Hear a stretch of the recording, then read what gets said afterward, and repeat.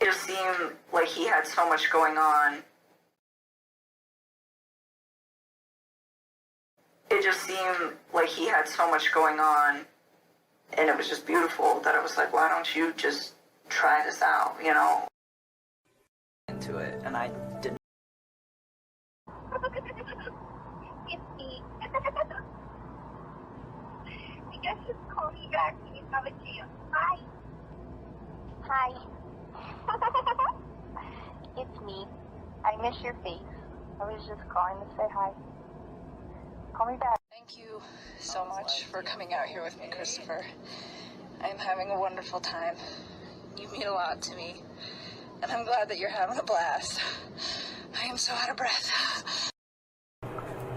Yeah, I'm trying. I'm really trying to help you guys. I need you guys to help me too. Like, yes, we'll ma'am. do this as a team, but just don't. So fucking let me down, the please. reason why we can't, like, I think I did think about this yesterday, that I would like to sit down with you once we have your text messages and the phone calls, and we can put them in a some type of easily looking, that we can sit down and look at them and compare them, and we can kind of get the context of how everything was going that night. I would like to do that with you. Unfortunately, so the download that we got yesterday is going to take multiple days to be analyzed. I probably won't have it back till next week. And then because you guys did have so many text messages, one of my analysts is working on getting those in order, so we can put something together where we can actually sit down and discuss it. But I do think that's something that I want to do in the near future, sometime probably next week. I mean, I can do that. I don't mind giving you guys my time. I just need you guys to, like, help me with my employer and try to just help me brace for this media thing. I'm with you. We definitely need to accelerate the case, because the more it takes, the less sure that they are of situations. He murdered her.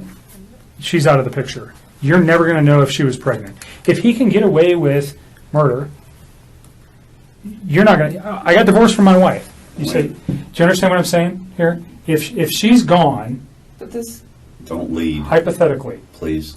Yeah. Don't Hypothetically. lead on. If she, Okay. You understand where I'm going. If Right, you but didn't know. You're leading into questions that are nothing with your. If you didn't know, though. Wait, Nick. That she was there. Did you hear what I said? I'm following you. Stop asking about it. She didn't have anything to do with it. She wasn't there that morning. She voluntarily cooperated with law enforcement. She provided us all the information. I'm not going to tell you where she's at. Stop. Leave me alone. Okay, sorry.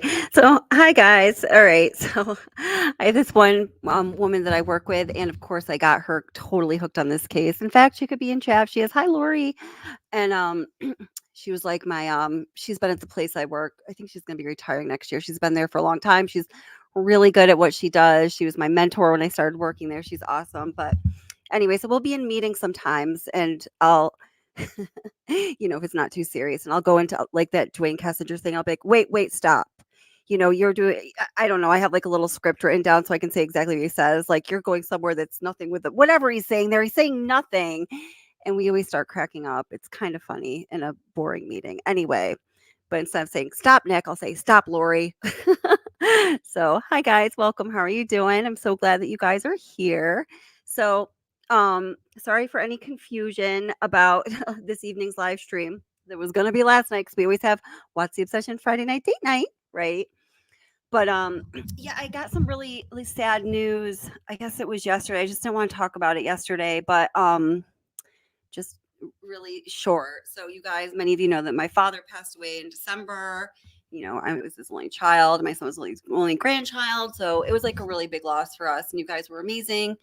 And thank you for all your support. And then I really can't even tell you how much I appreciate it. I've mentioned my cousin Jamie previously on this channel because she was in law enforcement. I don't want to go into a whole lot of detail, the nature of the law enforcement she worked in, but it was pretty like fancy stuff. And she's always been drop dead gorgeous. And they were doing a prostitution and drug ring sting. And she was, playing the part of the prostitute in this sting that they were doing. I just hope they do things differently now, because this just sounds so dangerous to me that this even happened. But so what happened was she approached the guy in the car, like driver's side. He had his window down. She had a purse, on her shoulder or whatever. I don't know exactly how it was positioned. It must have been like across her body, it sounds like, to have the audio recording equipment in there.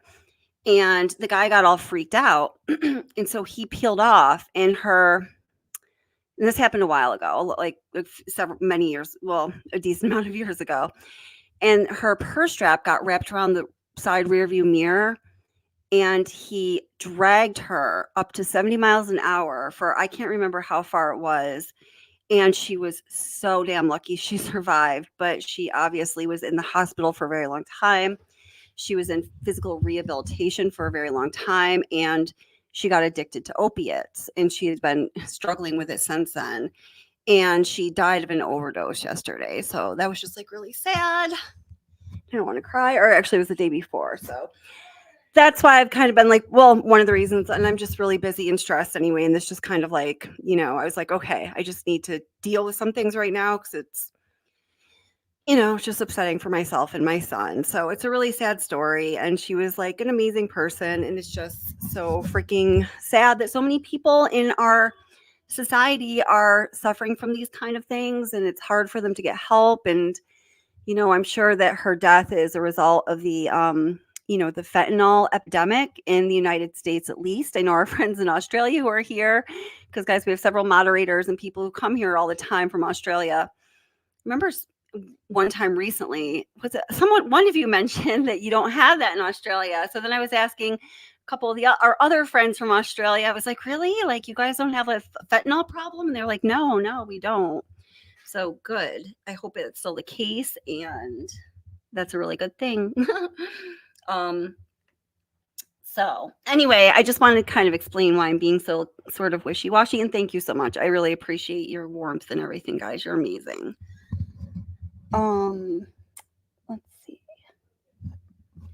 I just saw some guys I know. It's just, life is hard. Like I always say, life is hard. Life is hard. It really is. But I've just been really feeling it this year. Let's see. Oh, Sherry, thank you so much for the super chat. You are so sweet. And Sherry, how are you doing? Did you get my email? Sherry shared with us the other day. I don't want to share her news, but she got some unfortunate news in her life too. So I hope you're doing okay, Sherry. And thank you so much. I really appreciate you and appreciate your support. Life is hard. That's why we don't need skanky empanadas hanging around to make it worse. Yeah. Yes, it really is. It's terrible. It's terrible. Yeah, the opiate. Yeah, it is. And the fentanyl. Did I say that? I don't even know. I feel like I was just rambling. I can't even remember what I just said. Yeah, the fentanyl is just, oh my God. At the place, I always have Narcan in my home where I work, because I know that some of the teenagers I work with are using opiates. It's obvious. Some of them tell me, some of them it's documented, right? And I also know that people that aren't students are using opiates for various reasons, right? So, I mean, it's, I don't even know what the current statistics are for opiate users in the United States, but it's high. And, I don't, how can you blame somebody for getting addicted to something that causes everything in your brain? It feels like soul but definitely physical body to be dependent on this stuff. Anyway, so I always have Narcan everywhere. And there's just, even in the community I live in, there's deaths all the time from drugs laced with fentanyl. It's just, it's horrible. I don't know, with all the money that we have and our billions of dollars of debt in this country, you think we could spend some of it towards getting this under control. But anyhow, let's see. Sorry, I gotta make that a little bigger. I don't have my contacts in. Augustina, thank you. Augustina says, I work in an addiction place. It's bad, fentanyl in everything. Yeah. I think at first, people just thought it was in heroin, but because fentanyl going to kind of like depress your heart rate and breathing, the same as like an opiate would, right? Or is fentanyl an opiate? I'm not even sure. But I mean, even younger kids that are using like cocaine and things like that, fentanyls and that. And I know what I was going to say. I was so freaked out when somebody came into our workplace and was educating us on fentanyl and said that it just takes. He said the amount of fentanyl that would be the same as the size of 4 or 5 grains of salt. Guys, 4 or 5 grains of table salt to deliver a lethal overdose. That's fucking terrifying. I mean, wow. That's like so scary. It's like you could almost accidentally like somehow get that in your system, it's terrifying. Yeah. I'm sorry, Jessica. Yeah, it's so sad. So sad. Yes, it's an opiate. Thank you. I thought it was. I'm just like a little discombobulated. I'm just looking through chat. So thank you guys so much for all being here. And okay, so we were going to originally yesterday talk about many of you have likely heard that the house that used to be the Watts residence, 2825 Saratoga Trail, that was sold to the Miller family. I mean, everyone knows their names. I see some channels being all cute and coy, be like, I'm not going to say their names. Well, it's Miller. There's like Miller, Jones, and Smith, right? You're one or the other of those. So, they have the house up for sale now. They purchased it in 2022 for $600,000. It's on the market now for $750,000. I'm not going to go into the house tonight like I was going to. I have a whole like presentation about that for you when I reschedule it in a couple days. But kind of interesting, right? So something to think about. So I'm going to definitely want to know why you guys think that house is up for sale. And I'm going to tell you a couple of things I learned, but I can't tell you tonight because it's for that live stream, but I got some good insider information about it. So I'll probably do it on, I don't know, in the next couple of days when I feel like the next couple days. Sorry, I don't have anything more definitive. And so I have 2 things that are coming out. One is I haven't even said anything to anyone about this at all. I've just been working on it really for the past year. I was going to preview it tonight, but the thing is still not uploaded because it's actually almost 4 hours long. I didn't realize it was that long, but it is my official Chris Watts documentary part 1. I promise you nothing will be missing. And so I'm going to be putting that out soon. And then I'm also putting out a part 2 to what I was calling the Nicole Kessinger documentary, which is really just a collection of all of the crap that she's done and the lies that she's told, right? So I think what we're going to do tonight is to just go over kind of the timeline of her phone activity and her lies relating to her phone and relating to her communicating with Chris Watts, in terms of some videos that I already put out. And maybe you've already seen them. I just picked out 3 of them and just that are kind of make up the part 1. So when I put the next video out, it'll just kind of pick up from there. I hope that makes sense. And I'm really sorry if I'm not making a total lot of sense tonight. I have had a headache for days and I'm tired and I hate complaining, but life is hard. So, and how are you guys all doing? I hope you're doing good.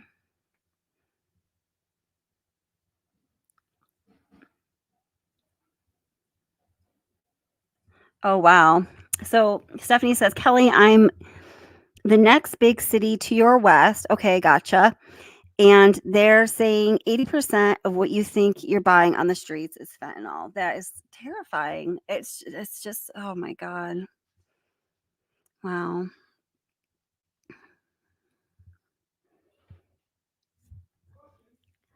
Oh, Sherry, oh my God, I'm so sorry. You're gonna have to tell.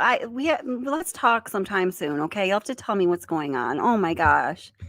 Wow, that's crazy, Sherry. Well, I'm so glad to hear that though, but how confusing for you. Wow. All right. I just saw that. I thank you for letting us know that. Oh my gosh. So weird. People are so weird. Oh, thank you guys. You guys are so sweet. Seriously, I really appreciate it. Thank you so much. Drugs are not the same animal they were 5 years ago. No way. I mean, like when I was at the age where, let's say it like this, I knew a lot of people around me who were partaking in various drugs recreationally, younger, right? It just happens for some people at some point in life. Nobody was ever, I can remember one person dying of an overdose, and they had a serious, serious heroin addiction that was, they were self-medicating for very serious depression for some they had some very, very, very, very, very, very traumatic things happen in their lives, his life. And I can only think of that one person. Now it's like, I don't know, it's crazy. It's hard to understand how we have so much money in this country, or we just keep making it. I understand we're billions of dollars in debt or something. We keep making it and spending it. So why can't we figure this out? I don't know. Yeah. So, okay. Yeah. All right. So I'm just going to pop this one video in here. And I think it's a little bit, well, this is just Nicole Kessinger talking about the 111-minute phone call, which is a really big topic still of the video that I'm putting out. I don't know, tomorrow or the day after or something like that. I'm almost done with it. I've been working on that for a while too. Oh, and in that video, something that's really interesting about that is, did you guys know, this is just everything. I can't believe that it's been so long since this happened. I've been doing this channel for over 3 years, and I keep still finding out this new stuff where I'm like, what? The Shanann Watts, legitimately, I had it verified and everything. I'm going to explain it in the video. There were several posts that she posted on August 11th and August 12th on Facebook, and they were of like this nature. Oh, can't wait to go back home. So excited to see my hubby. Just really gushing about going back home and to see Chris. Now, we know that it was on August 11th that Shanann got tipped off that Chris was, yes, indeed having an affair when she saw the credit card charges for something that added up to more than one salmon and one beer for like one person, right? One salmon dinner and one beer for one person. She or her friends say that was the moment when she really knew. And, she just kind of spiraled from there, which, I mean, who can blame her, right? I mean, how horrible to have anyone cheat on you, let alone your husband, let alone the father of your 2 children, let alone the father of the baby that is currently growing inside of your belly and making you feel sick, even though you already love it. We all know how that goes if we've had that happen. I can't even imagine. So it sounds as though she was, knowing that she might have an audience that she's trying to reach, an audience of 1. She was trying to really sweeten up what she was projecting towards Chris on Facebook. Guys, gosh darn, I had never seen a single one of these posts until a few weeks ago. I had heard about them. I'd been tracking them down. I'd been going through my files. I finally found them. And I put a whole timeline together, and I think you're going to kind of see very clearly what was going on. It's illuminating, but we're not going to all that tonight because the video is not even quite done yet. So we're going back a little bit in time to some things that we already know. Here we go.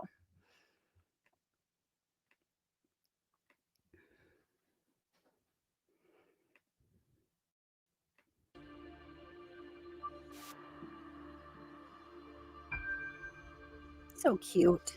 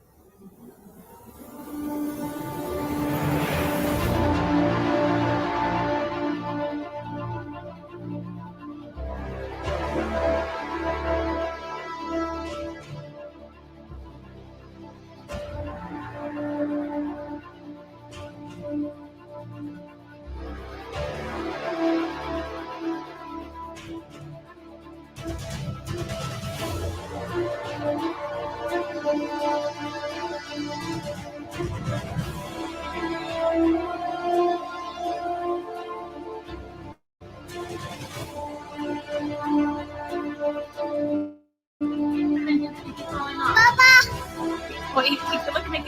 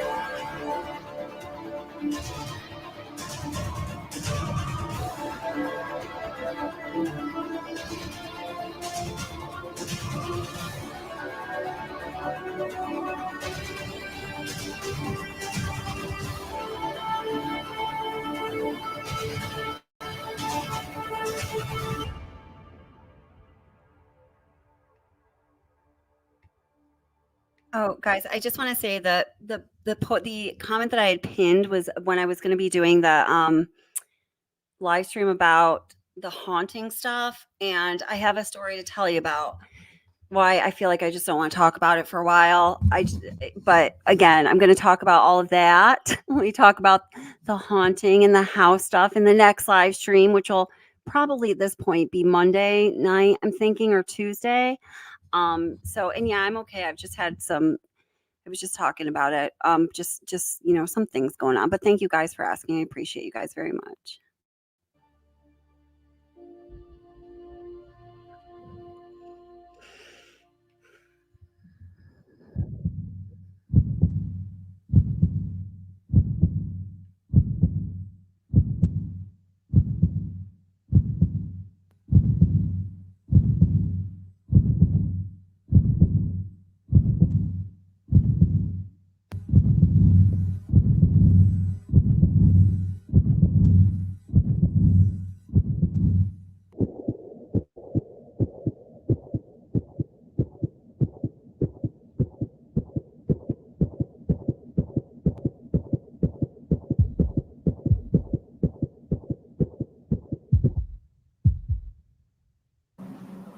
That's the best I can tell you from a time. Can you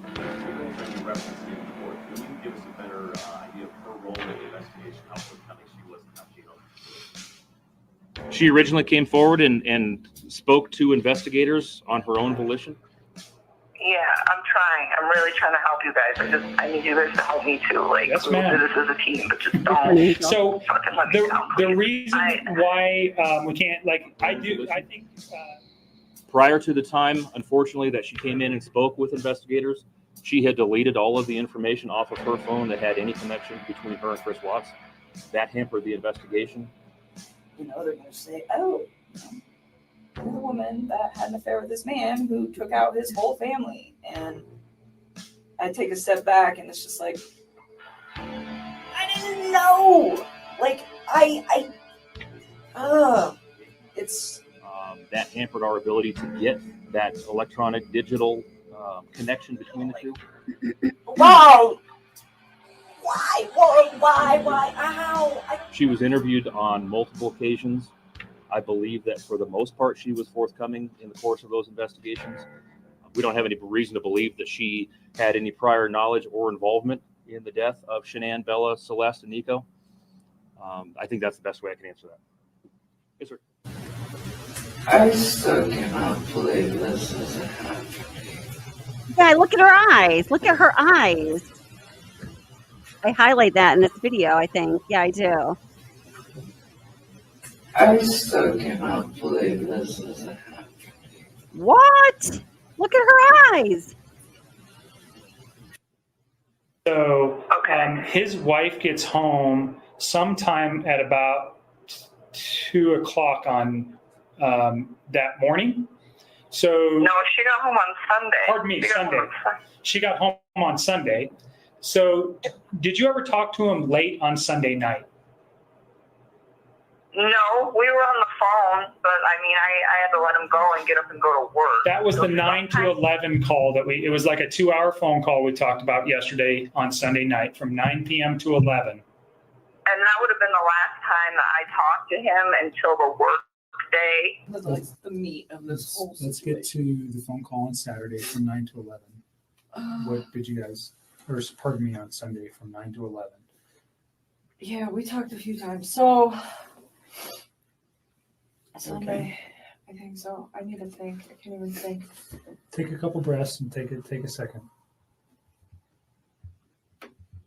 Sunday night. I don't even know. I don't think I was like concerned about anything at that point. You guys had had a nice meal the night before. You knew his wife was probably coming home late that evening. Oh, you know what?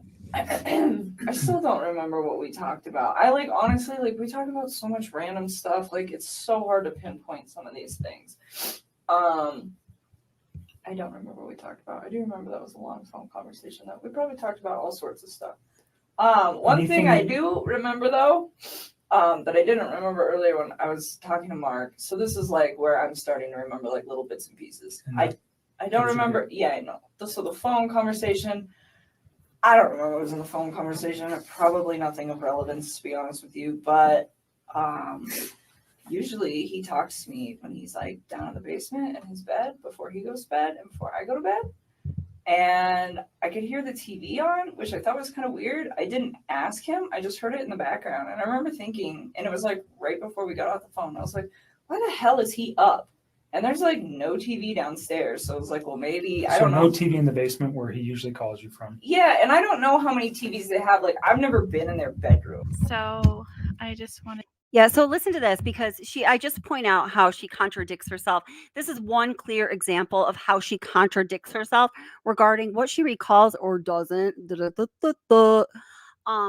empanada, or Veronica for you, skanky empanada. Empanada. I can't even say it now. You guys have beaten it out of me. You've beaten the tilde out of me. But anyway, yeah, where she's clearly lying about it, and I just think that it is illustrative of how she clearly, I feel like it's almost redundant saying this because I just know it to be fact, the most clear fact that everyone in the world accepts because it's just freaking true, that she was just making up her story as she went along in response to what she knew at the time, that now, oh shit, law enforcement knows that now. I've got to account for that somehow. And she tried to account for everything. Sometime soon, we're going to have to go over that 8-page letter that she submitted to law enforcement on the day when they were changing guards from Kobach to Dave Baumhover. Thank God. I wish she started with him. But anyway, poor Dave Baumhover. And that to me, that letter, I call it the cover my ass letter, or cover the skanky empanadas ass letter. And she really goes overboard to account for every guilty thing that was on her conscience. And anyway, oh crap. I know I'm kind of breaking the vibe here. I just have to go back to what she's saying about. So listen to what she says about the interview here. Okay. I'm not the interview. I'm sorry. brain work, please. 111-minute phone call. What we talked about. Honestly, we talk about so. Had had a nice meal the night before. You knew his wife was probably coming home late that evening. You know what?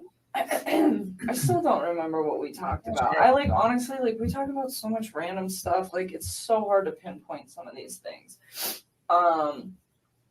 I don't remember what we talked about. I do remember that was a long Daddy, help. We probably talked about all sorts of stuff. One thing I do remember though, that I didn't remember earlier when I was talking to Mark. So this is where I'm starting to remember he does it time and time again. He just lets her railroad. So she says, one thing I do remember though, just he's starting to say something. Listen, he's gonna, so she's like, I don't really remember much, blah, blah, blah. he in his mind had another question or statement, a crappy one, I'm sure, because he's not good at this. But anyway, to prompt her further into the story about the phone call. And she's like, but one thing I do remember, talking over him. And it's just, it's going to forever blow my mind that this was allowed to happen. Just listen to how she does that and how he's trying to say something else. Conversation that we probably talked about all sorts of stuff. One thing I do remember though, that I didn't remember earlier when I was talking to Mark. So this is like where I'm starting to remember like little bits and pieces. I don't remember. Yeah, I know. So the phone conversation, I don't remember what was in the phone conversation. Probably nothing of relevance, to be honest with you. But usually that's awesome, Chris. He's like down in the basement in his bed before he goes to bed and before I go to bed. And I could hear the TV on, which I thought was kind of weird. I didn't ask him. I just heard it in the background. And I remember thinking, and it was like right before we got off the phone, I was like, why the hell is he up? And there's like no TV downstairs. So I was like, well, maybe, I don't know. No TV in the basement where he usually calls you from. Yeah, and I don't know how many TVs they have. Like, I've never been in their bedroom. So I just wanted to say good morning. I'm in the middle of getting ready. Bella woke up. Come here. She's trying to climb the bed right now. Like, I went upstairs once and it was like to their little playroom and I just like looked at it and I was like, that's super cute that your girls have books. And that was like it. And other than that, I have never been in any of those rooms in that upstairs. Like, to me, it was just like, you don't know. I had no, so I don't know if he has any other TVs. I'm assuming by like how much other nice stuff they have in their house, it wouldn't surprise me. So I'm not quite sure what room he was in at that point. Bullshit. But I just remember hearing the TV. The unicorns with bombshell information. It's just weird to me because I was like, why are you watching TV right now? It is like super late. Did she say it was super late? Oh, yep. So you heard, wait. So she just goes, okay, so she goes in, she launches about the TV. Okay, listen. Why are you watching TV right and, now? and look at her eyes too. When she lies, she frequently looks up at the camera and looks like Satan, him or herself. At that point.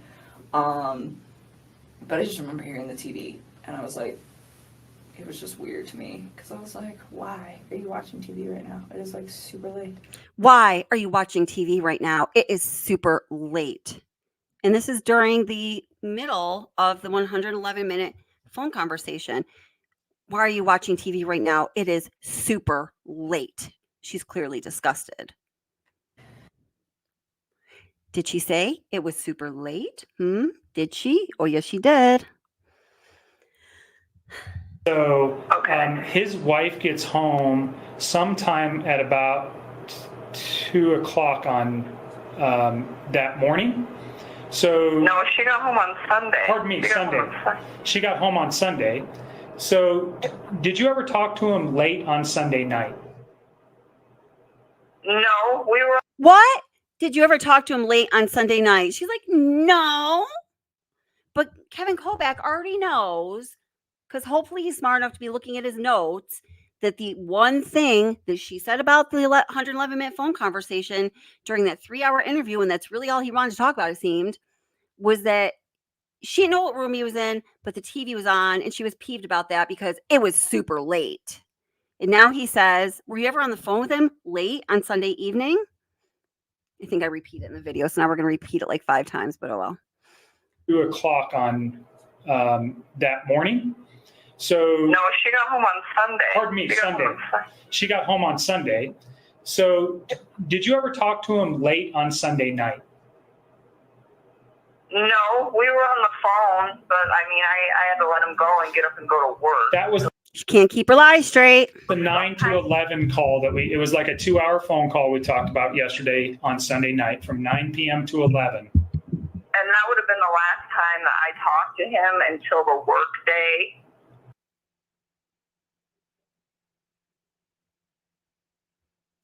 I caught her.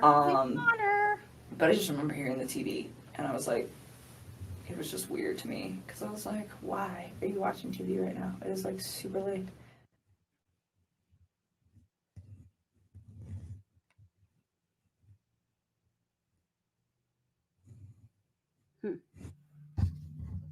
Oh, that's the end of the video. Yeah, that's the end of the video. Okay. All right. So, yeah, I caught her in that one lie, so I made a whole video about it. Because there's so many of them, but when you can make those direct, like, one-to-one comparisons, you can start to, especially people that are, like, not sure if you're trying to figure out her pattern of lying, or if there is a pattern, or if it's all a frantic, chaotic attempt to cover her skanky empanada ass. It's just so it's almost boringly obvious to me at this point. I just want somebody to finally do something about it, for God's sake. All right. Next.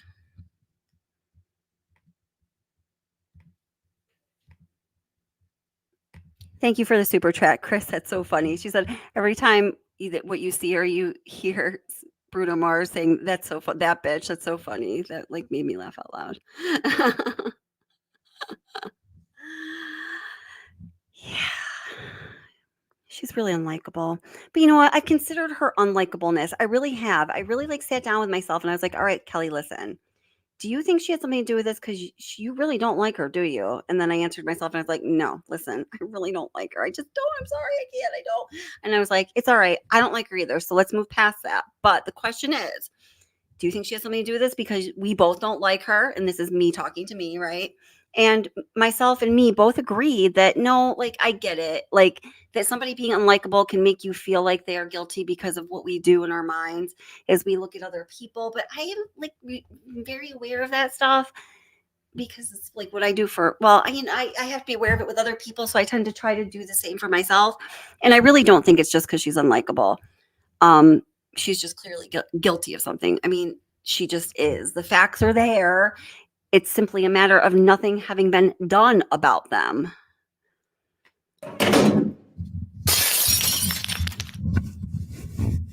That's why we break glass in the beginning of these videos. We're mad.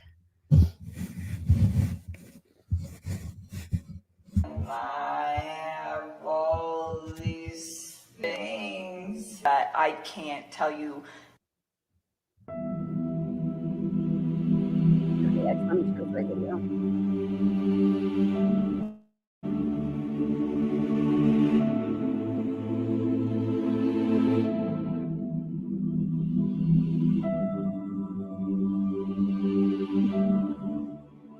For my own and my own.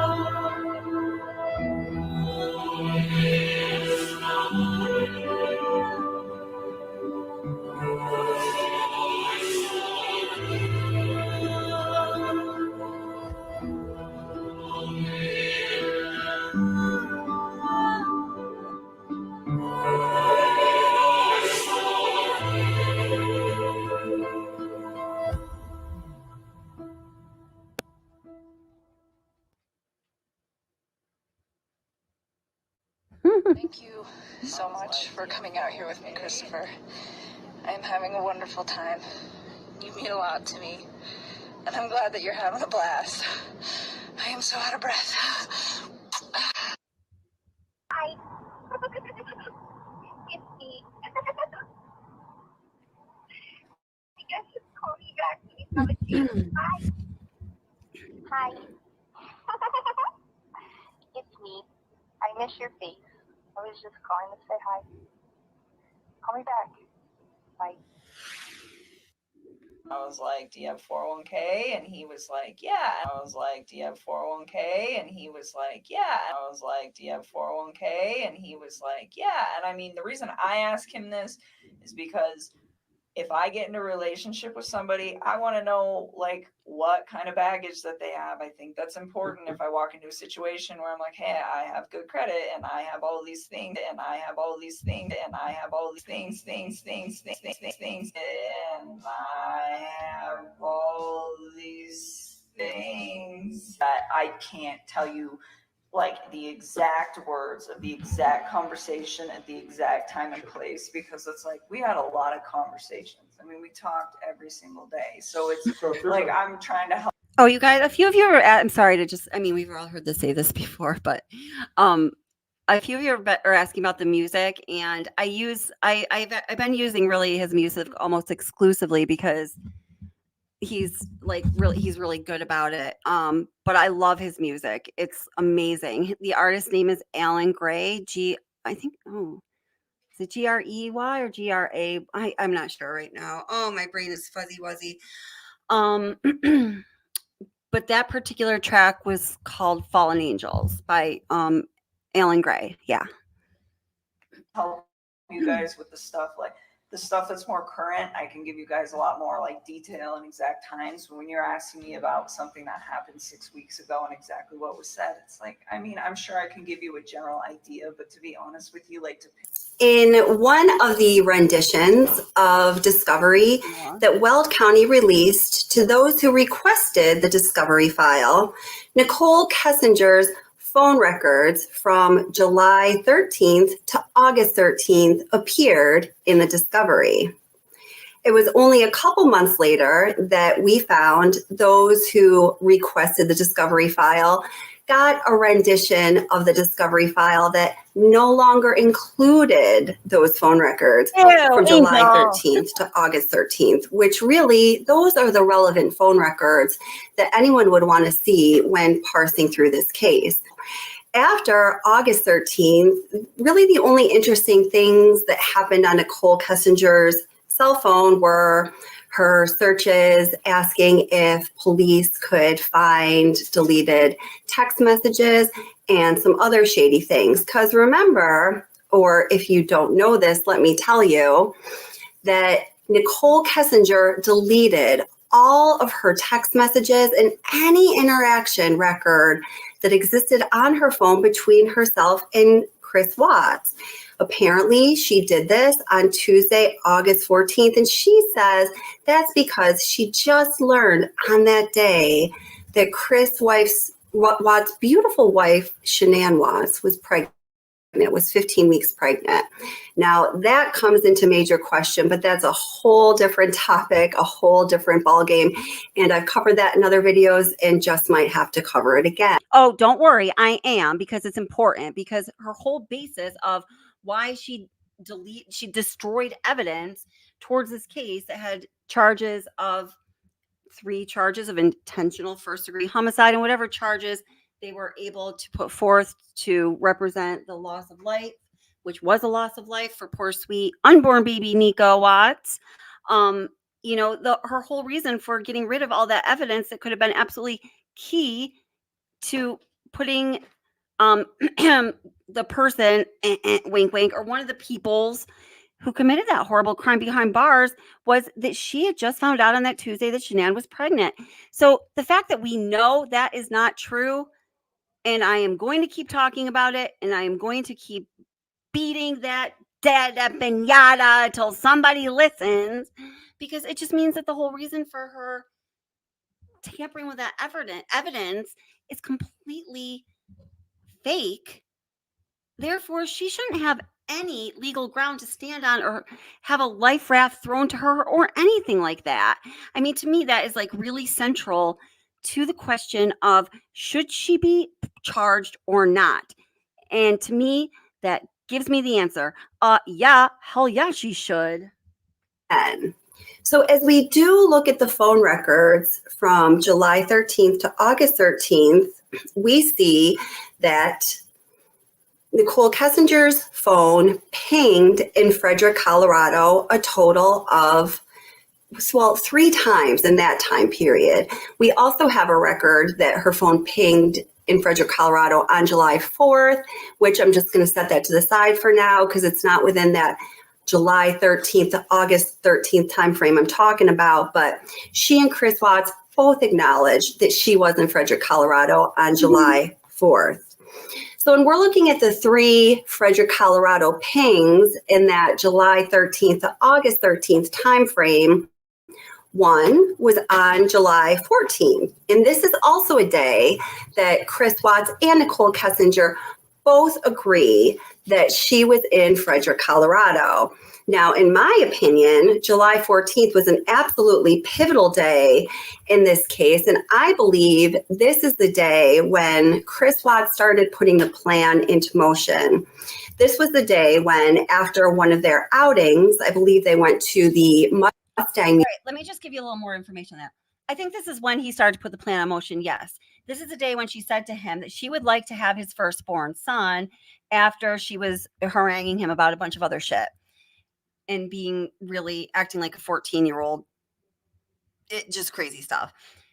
I think the next time that plan advanced, as Chris and I were talking about during the last Watts live stream, and we both agree on, is Nutgate. And Chris, put it really well. Like if, like one piece could be played differently, that would have yielded a different outcome in this tragedy. And that's not to put blame anywhere, but just saying it's a sad thing to think about. If Nutgate never happened, guys, I don't know. We don't know. I think Nutgate was key. All right. I think it was Chris as well that said that. Was it you, Chris? Yeah, I was watching that live again, and you had said this, and it was so profound, but I just I don't know why I just brushed past it for some reason. Oh, I think somebody made a comment. Oh, it was a comment about being allergic to the nuts, but I should have paid attention to your comment. Chris said she believes that the one in this world that Chris Watts gives a damn about is his father. And I 100% agree with it. And I think that's why Nutgate was so impactful, because Shanann decided she was eliminating his father from his life and his father from the lives of his daughters and his father's grandchildren, who he has a right to love and enjoy and be part of their lives. He was a fantastic grandpa, right? So Chris was saying that she thinks if we ever do hear the truth from Chris Watts, it could be on, around the very sad time when he loses his father. And I honestly never thought that before, Chris. And I think you might, I don't know, the future may turn into history and prove you to be 100% correct on that. But so July 14th, the wheel started turning. Nutgate, which was, it was over a period. I think he was thinking over a period of time. When he talked to his parents finally on the last night he was in North Carolina, after he didn't get to see them the whole time until he was about to get on the plane to head back, and they told him what really happened. That was also the same day, guys. Just a couple hours later is when Nicole Kessinger, I don't know if you guys have put this together. I just actually realized this when I was working on the second video that I'm doing. It was just a couple hours later that Nicole Kessinger started to Google wedding dresses. I think he decided he was done with Shanann, that she was going to go, that she had to go. And how he and Nicole Kessinger talk about it, I'm not exactly sure, but I think she sensed it or heard it directly from him, or whatever the case may be. I think he started cold feet in it and, was second guessing the brilliance of ending his wife's life. And that came through when they went to dinner at the Lazy Dog, when they both say that he wasn't really interested in talking about looking for apartments that he knew he couldn't afford anyway. And then I think that's when 36 hours of hell and harassment and just, things that make you lose your mind started happening from NK directed towards Chris Watts. And it pushed him over the edge of no return. And that's why he couldn't change his mind. He couldn't save his girls. He couldn't stop. He had his hands around her neck, and it felt like there were arms around him and over. That's what I absolutely 100% believe he's talking about. And I think that's how it happened. July 14th, Nutgate, the 11th and 12th, when NK was applying the psycho pressure. And here we are. Museum, they went back to Chris Watts' house, and on this day, Nicole Kessinger claims that the dog Dieter strong-armed her into going upstairs, where she saw a picture of Shanann and one of the girls. And she claims on that day, she started questioning Chris as to why he's not staying with his wife. She even went so far as to assert that she encouraged him starting on this day to stay with his wife. Now, one of my favorite comments that people leave on my channel is, said no side piece ever. I really do agree with that. The other time, or the second time of the third, when we're talking about the pings on Nicole Kessinger's cell phone in Frederick, Colorado, from July 13th to August 13th, is on July 18th. Now, this ping was actually initiated from Chris Watt's phone. He was also in Frederick, Colorado on that day, and he was calling Nicole Kessinger. I think she was kind of like, hanging around there. There was some story told about getting touch-up paint for her car that was perhaps picked up on that day. So of all of the pings from Nicole Kessinger's cell phone from July 14th to August 13th, the third time that she pinged in Frederick, Colorado was on the morning of August 13th at 6:16 a.m. This is a critical time because this would be right around the time, a little bit after the time that Chris Watts left his driveway after we saw, based on the security camera footage from neighbor Nate's security camera, that he had been packing his car for about half an hour, and then he took off heading to Survey 319, where later that week, the bodies of his beautiful wife, Shanann, 15 weeks pregnant, his daughter, Bella, and his daughter, Cece, were found. Now, these pings happened. They were real.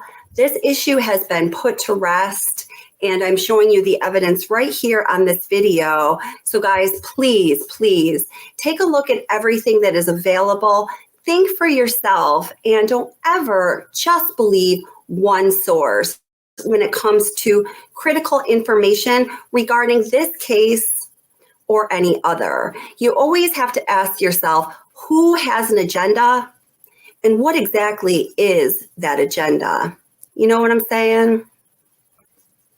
In case you still have any doubt regarding the phone ping, I'm going to break it down a little more for you to show you exactly why Nicole Kessinger's phone ping in Frederick, Colorado at 6:16 on August 13th means that she was right near 2825 Saratoga Trail, the residence of the Watts family.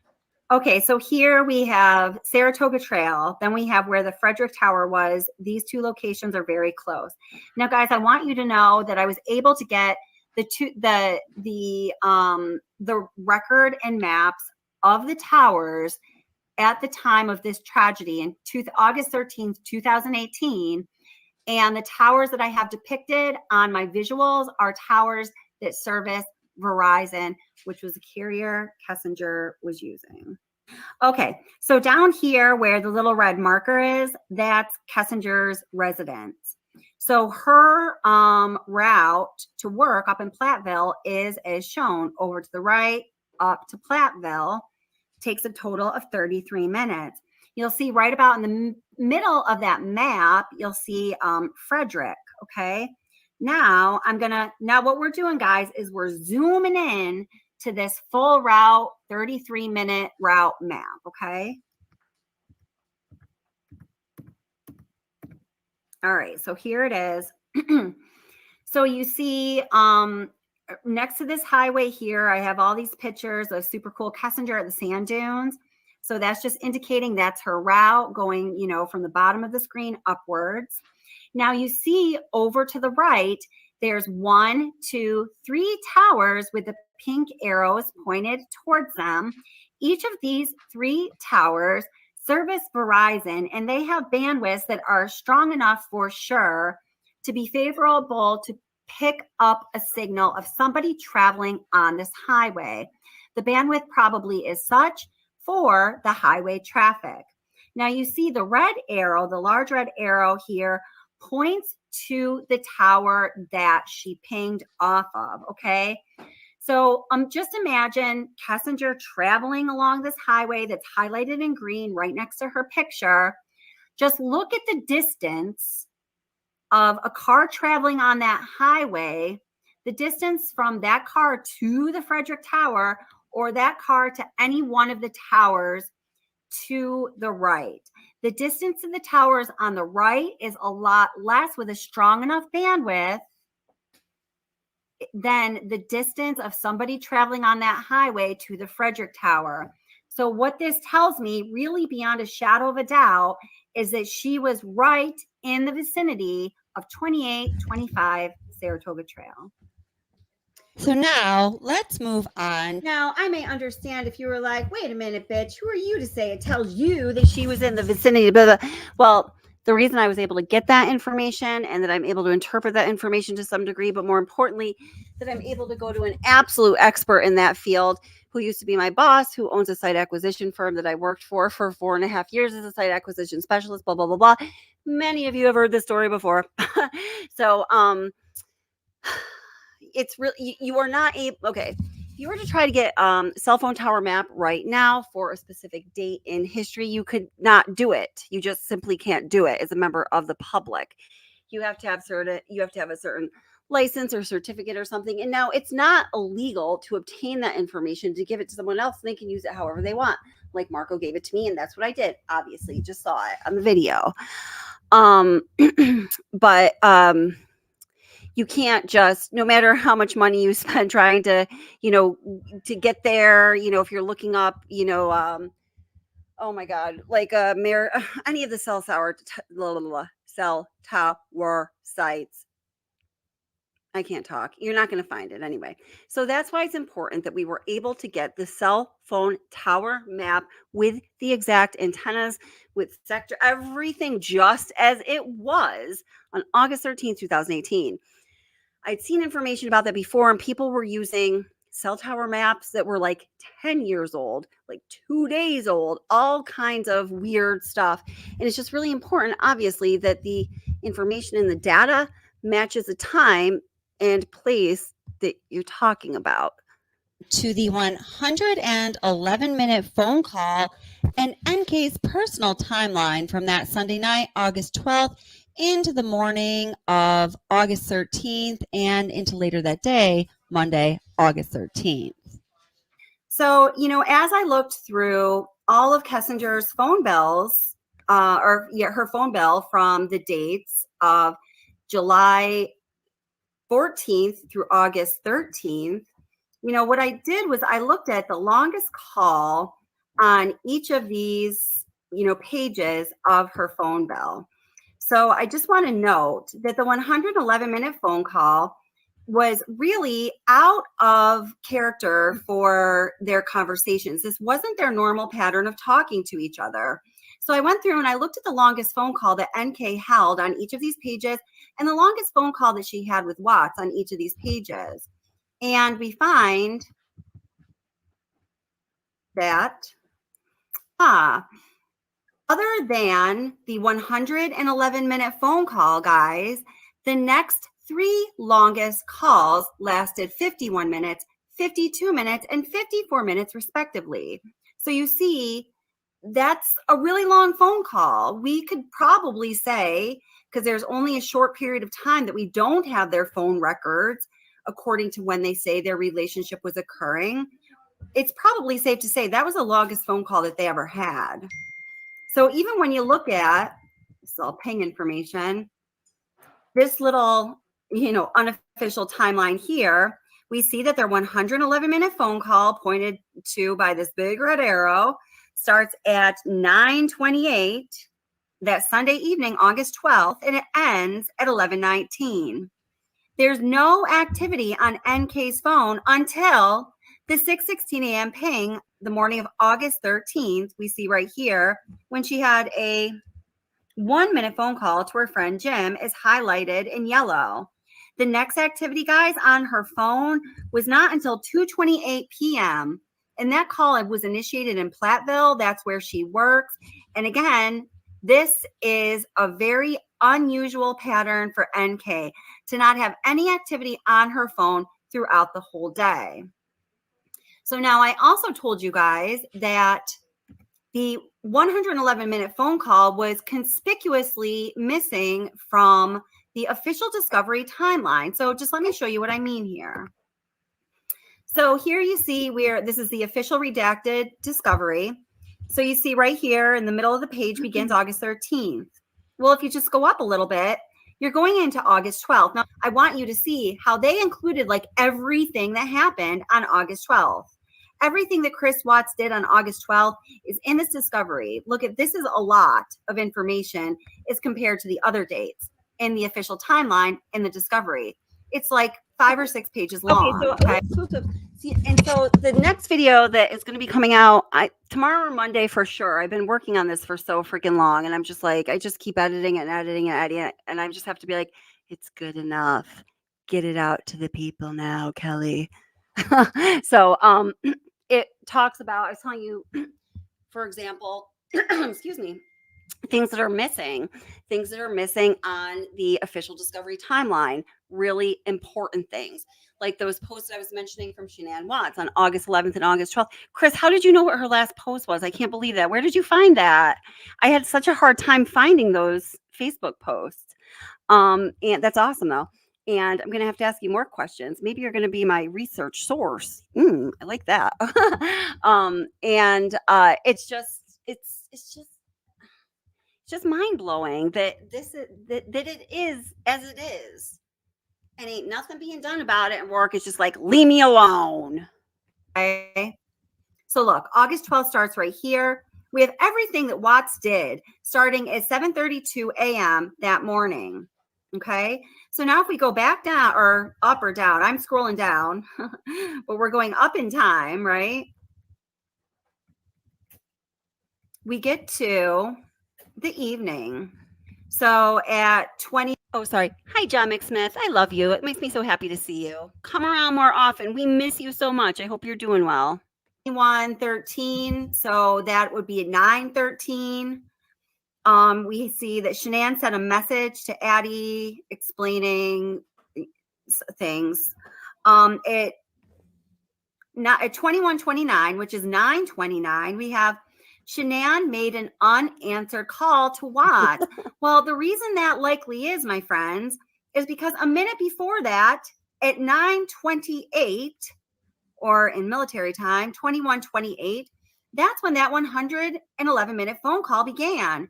There is no mention of that phone call here in the official discovery. I just find that to be a conspicuously missing piece of information. So I don't know if anyone has any comments or questions about that. I'd be interested to know what you think about that. I mean, every piece of information that man did that day, other than this phone call, is here on Discovery. So let's hear what Chris Watts and his former mistress, Nicole Kessinger, have to say about that 111-minute phone conversation that was much longer than any other phone conversation they had ever had. Notice how they use a lot of the same language.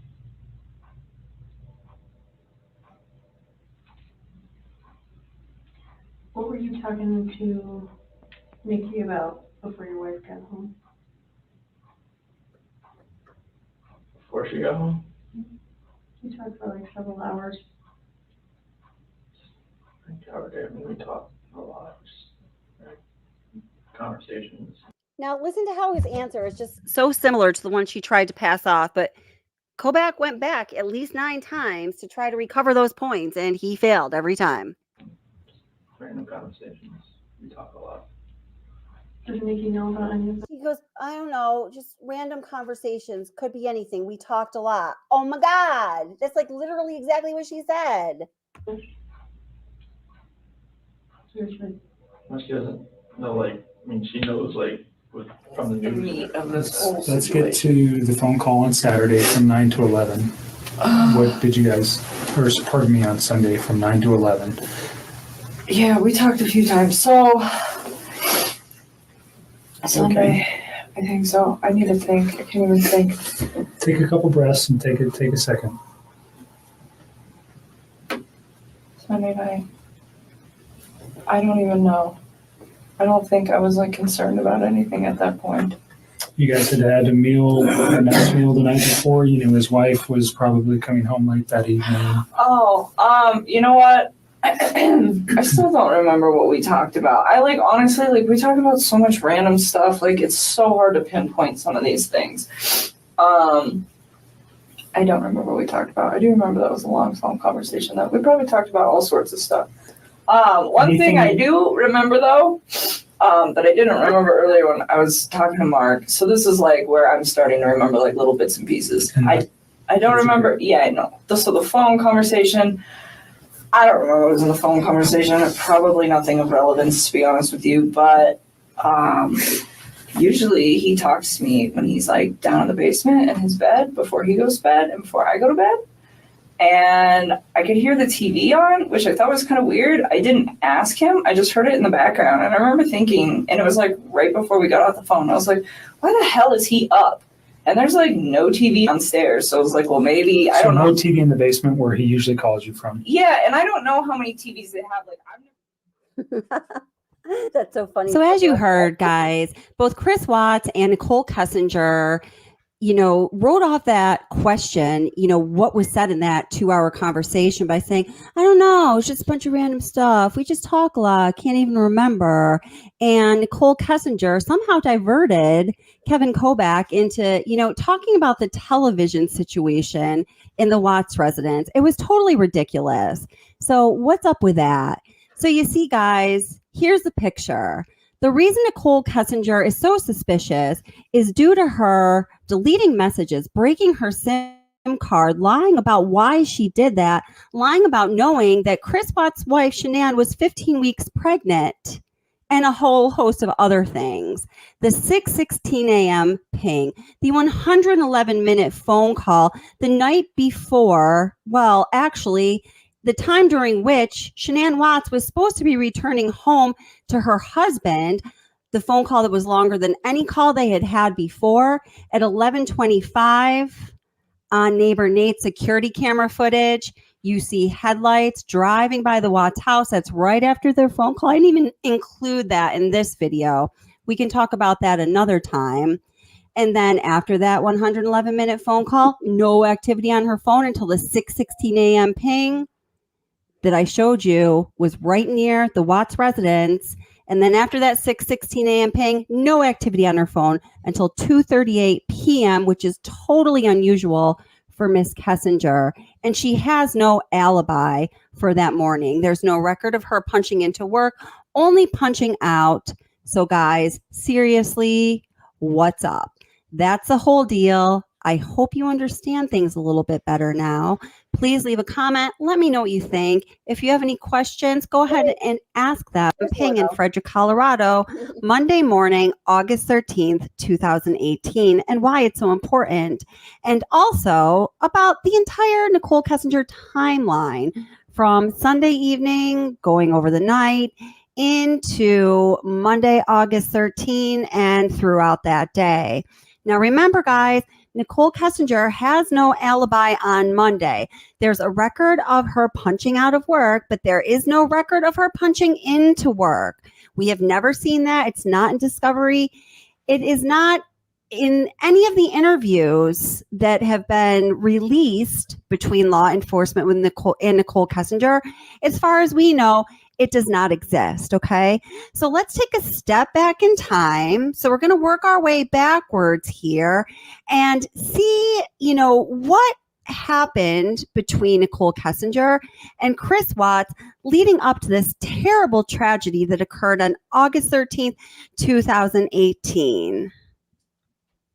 It is my strong belief, based on a copious amount of research that I've done, that July 14th was a critical day in their relationship. It was a turning point, and it started the trail of fuel that led up to the fire that was this tragedy that occurred on August 13th. So let's take a look at what occurred on July 14th, 2018, in Nicole Kessinger's own words. Now, you can hear her own words telling you about what happened on July 14th, 2018, in 3 of the 5 interviews that were recorded, the audio at least, between her and Kevin Kobach. She also gives you a written account of what happened on July 14th, longer after the fact, through her 7-page letter to law enforcement that was dated September 5th, 2018. It's worth noting that this letter was submitted to law enforcement on the day that she found out that she was no longer going to be. I would like it to be known that I recorded this video when I was recovering from COVID, and that is why I am talking so slowly and like I am out of it, because I was working with Kevin Kobach, but rather moving forward, she was going to be working with Dave Baumhover. I don't know if it was Kobach himself or perhaps some people in law enforcement who were listening to the recorded interviews of Kessinger and Kobach, decided that maybe they weren't getting as far as they wanted to get with him being the interviewer. We all know that their relationship, and I'm speaking of NK and Kobach, was really friendly, maybe getting a little too close. Perhaps there were some connections that they were making, just maybe, that were prohibiting him from getting as many answers from her as law enforcement wanted or expected. So in case you forgot what it sounded like when Kobach and NK were talking when he was interviewing her, let's take a listen to a sound clip from one of their phone interviews. Thanks for remembering that. Yeah, I'm trying. I'm really trying to help you guys. I need you guys to help me too. Like, yes, this is a team. It's just don't. So the reason why we can't, like, I did think about this yesterday, that I would like to sit down. So yes, you did hear right there. She said, I'm trying to help you, but we're just doing this as a team here. So don't fucking let me down. Let her down? What exactly did law enforcement owe Nicole Kessinger? Let's hear Nicole Kessinger's own words what she and CW did on July 14th. This clip is from the second interview where she came in to speak with, well, actually it would be the third interview in total, where she came into the police station to speak with Kevin Kobach. And yes, her father was present. So the second time I went to that house, I'm not sure what day it was, but it was the weekend of the 14th. Of August? July. I don't know if it was the 14th or the 15th. One of those 2 days. But we had went out and we stopped there just real quick on the way back.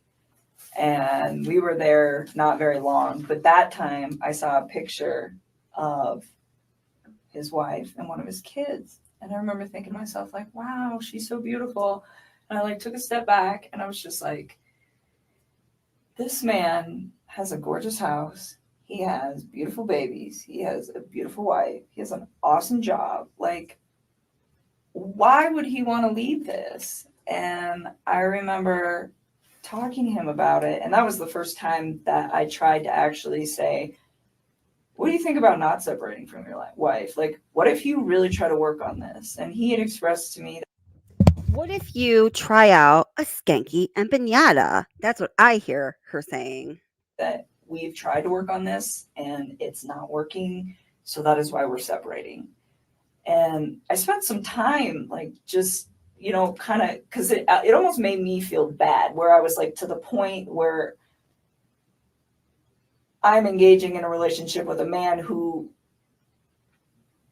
the way he described it, is in a contractual agreement, but was not in an emotional relationship with somebody. And for me, well, we all know that marriage is, in fact, yes, a legal contract, among other things to some people.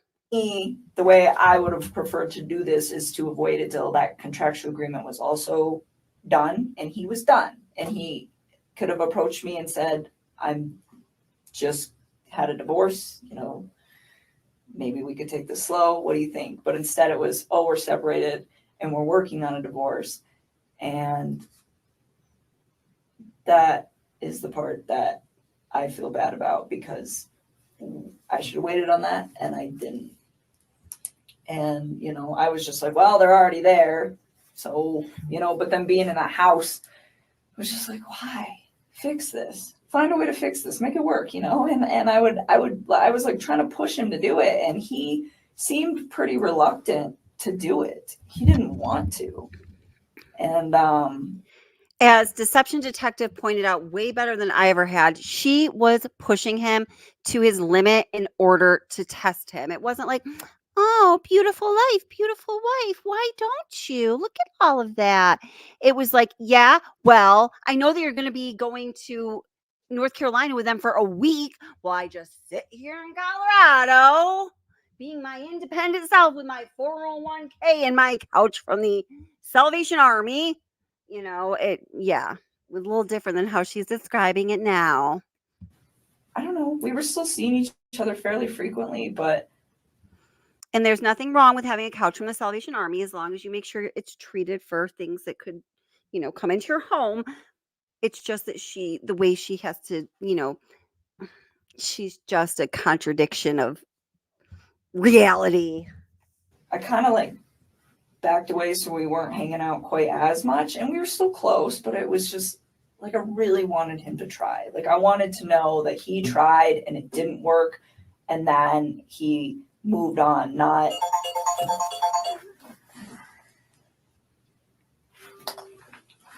that, you know, they both kind of tried and then he got himself into a situation with somebody else. And I don't know, I just thought he had a beautiful life going on and he could have made it work. That was the way I looked at it from the outside. So is this something you reflected on since this event, or was this you? No, I was doing it then. Like you said, this doesn't look right. He's kind of, I don't want to be responsible for breaking up a marriage, especially with 2 children. Is that kind of the gist I'm getting here? I didn't think it didn't look right. I mean, I think he was legitimately sleeping in the basement, and I didn't think that these two were. I mean, I think it was like, hey, we're both stuck in this house for now. We got to sell this. In the meantime, you live here. I live here. We sleep in different rooms. Take care of the kids. That's just like kind of how I took that. And no, I didn't think it didn't look right. I just thought it just seemed like he had so much going on and it was just beautiful that I was like, why don't you just try this out, you know, and see if you can fix it. And he'd always be like, well, what about us? Yeah, marriage counselor, talking from all her experience in successful relationships and, you know, managing the environmental meters in oil fields. She's the real expert. She's getting all like, she's getting really comfortable in this. She's like, yeah, man. She's like, maybe this is going to be my next role. You know, as soon as I'm done being the chick who likes double penetration and car museums all day long, every day, then I'm going to be the marriage counselor type. I like this. I got it. Got to go find me a new man after I destroy lives. What about us? I'm like, don't worry about us. Like, that is more important. Like, try to see if you can like salvage whatever it is that you have going on with your wife. And you know, I always got the impression that he was a great father to his kids, like always. And so, you know, I was like, and be the dad that you want to be. I was like, and see if you can make it work. And he just, like, we kind of talked about it off and on for like a few weeks. And I was just kind of like, I don't know. Like, I think I was kind of like cold feet about it after I went over his house. And so this was like pretty early on. And then he told me that, he went to North Carolina. And he was like, I'm going to talk to her when I'm in North Carolina and see if I. Okay, so there are several things in that audio clip that are just wrong. Most of them, I'm sure you picked up on yourself. So a couple things relative to the date, July 14th, 2018, and the way her stories don't line up with each other is that she says outright, you know, we were there for a not very long time. Okay, we were there for a short time. All right, and during the time that they were there, It's certainly, now you tell me in the comments if you think I'm wrong. She makes it sound like her big concern was CW saving his marriage, his beautiful relationship with his wife, right? That's the main concern as she relays it to Kevin Kovac. She says it almost made me feel bad and talks about the contractual agreement that supposedly Watts told her he was in with his wife. I don't know about that. Maybe, maybe not. She kept saying, I really wanted him to try. Something that I noticed was she said, I really wanted him to try. I wanted him to know that they tried and then it didn't work out and he moved on. She kind of catches herself there. It's not that she wanted them to try for the sake of him saving a beautiful thing. She wanted him to try so he could prove to her that she was number one. She wasn't second fiddle, that he really wanted to be with her above all else. Okay. Kovac explicitly asks her, is this something you reflected on? And she said, nope, I was doing it then, which we know she wasn't. At least she later says after that, yeah, I kind of pulled back. I was cold feet in it. And we know from the mountain of evidence that we see in Discovery, and I'm sure there's a lot that we don't see in Discovery, that was not true at all. She also says outright to Kovac, well, it wasn't about us. I kept saying to him when he would say, well, what about us? Well, what about us? I would say to him, well, don't worry about us. Worry about your relationship. That's more important. But then she clearly is going to contradict herself in the 7-page letter that we're about to take a look at that she submitted to law enforcement when she found out that she was having a switch in investigators from Kevin Kovac to Dave Baumhover. So let's go ahead and take a look at this 7-page letter that NK sent in unsolicited to law enforcement that she dated September 5th, 2018. Okay. So she says that we went to his house and she went to drop him off after they visited the Shelby Mustang Museum in Boulder. So that's what she was referring to. And we just listened to that recording from her interview.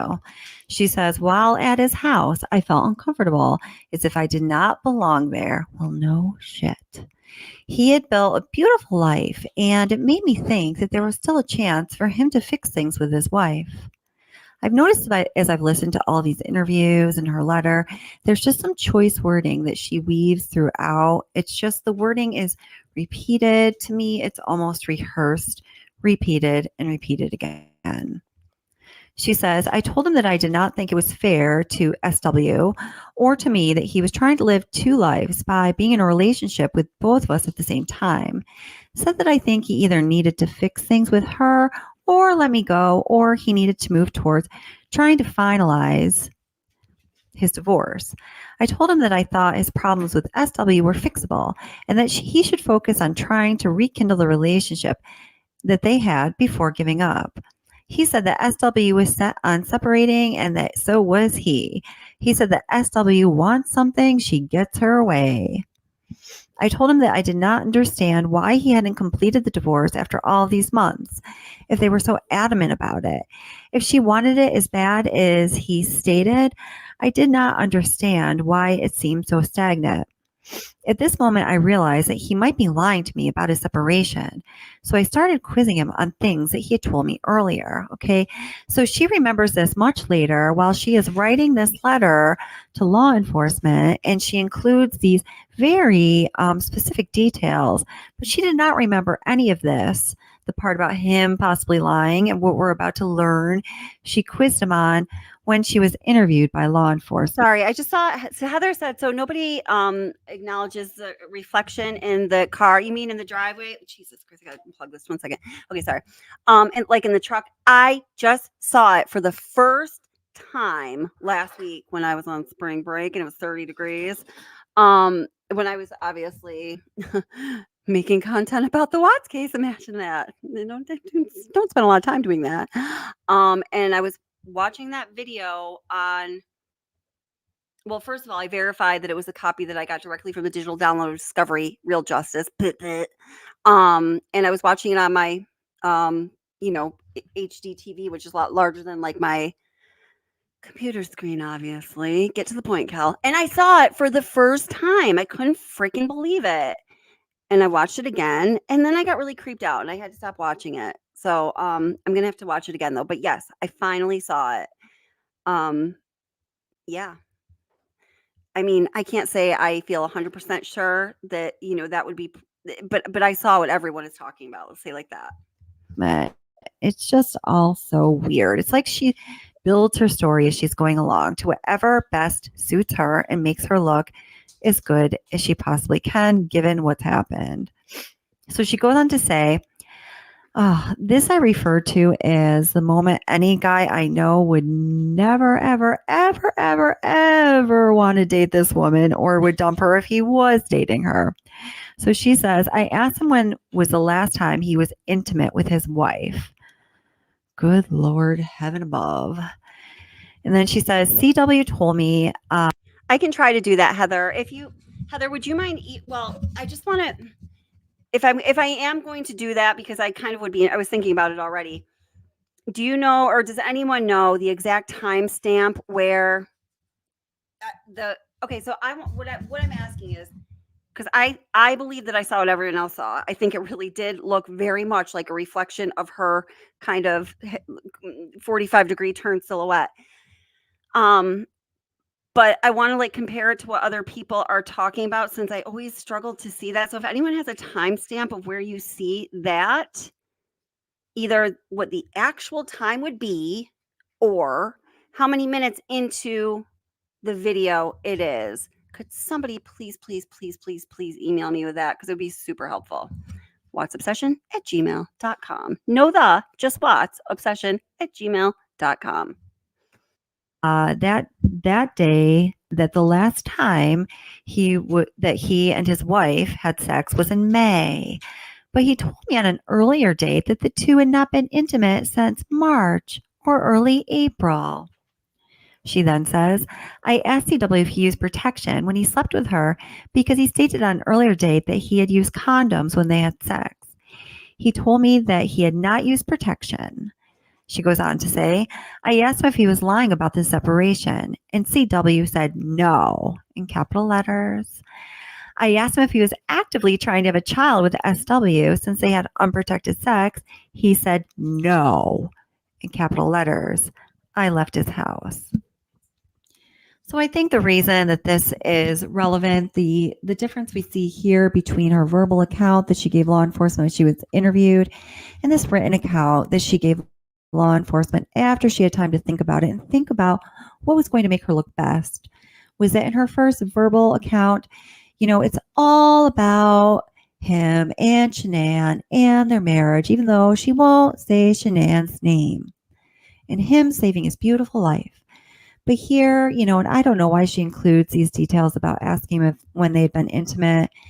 But, you know, I think this is probably more along the lines of truth, if anything. I think she did go down this line of questioning, asking him when they had last been intimate, et cetera, because it was never always about CW and definitely not Shanann or anyone else's happiness for that matter.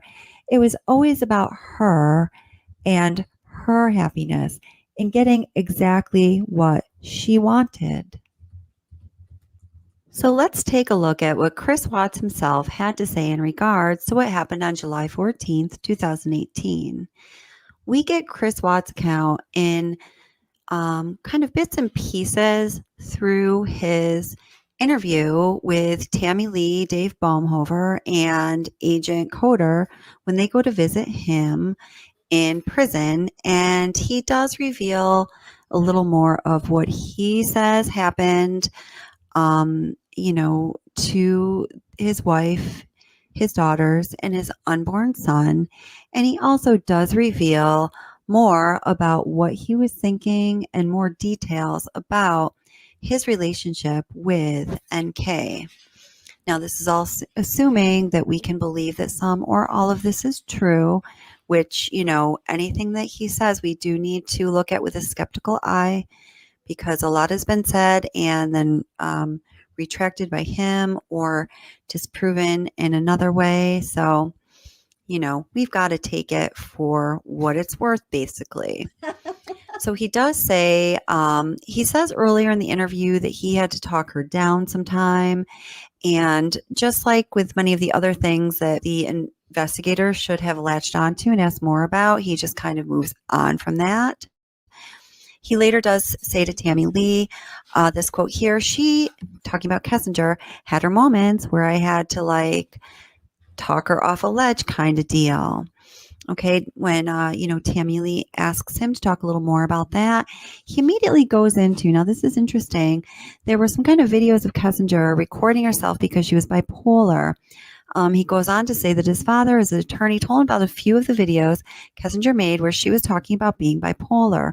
He goes on to say she'd get worked up about nothing. And then he went on to talk about the times that Kessinger went to his house.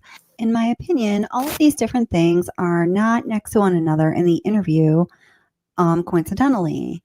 I think that in Chris Watt's mind, what he said first, that he had to talk Nicole off a ledge sometimes, and then the idea of her possibly being bipolar, and then his recollection of her coming to his house a few times. I think for him, in his mind, these things are all very closely related. Get me? Does that make sense? So I think that he's thinking about talking her off a ledge. She's freaking crazy, and she was super crazy the times when she came over to my house.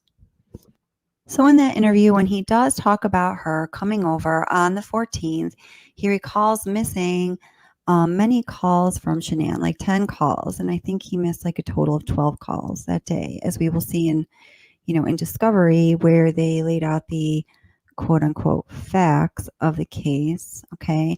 And he also talks about him, then learning that she was, until then, he didn't know that she was dating other people.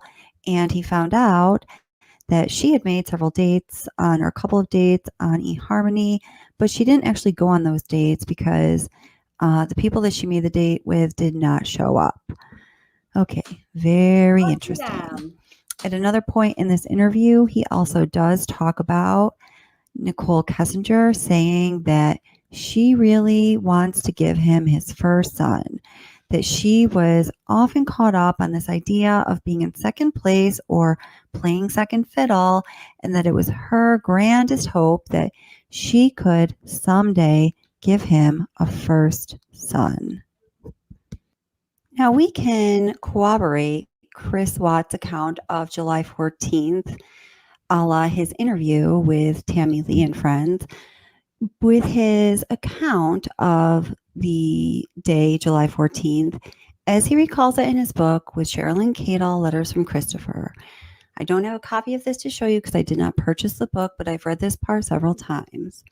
So Christopher Watts tells Sherilyn Cadle that they were over at his house, and Dieter, the probably 8-pound dachshund. I just want to say, no. Other than in this instance, any book I reference or do research, any book that I talk about or use, I always actually buy a physical copy just to support that person because, I get it. But Sherilyn, God bless her soul, she seems like such a sweet woman. But from the very first time I heard a word come out of her mouth, I just didn't feel honesty, and I didn't want to support that. So I just wanted to say that there, because I'm not just cheap about stuff like that. I always like to support, authors, creators, and stuff like that. But in her case, I didn't want to add another number. Leads Nichol Kessinger upstairs. I guess he strong-armed her into going up the stairs.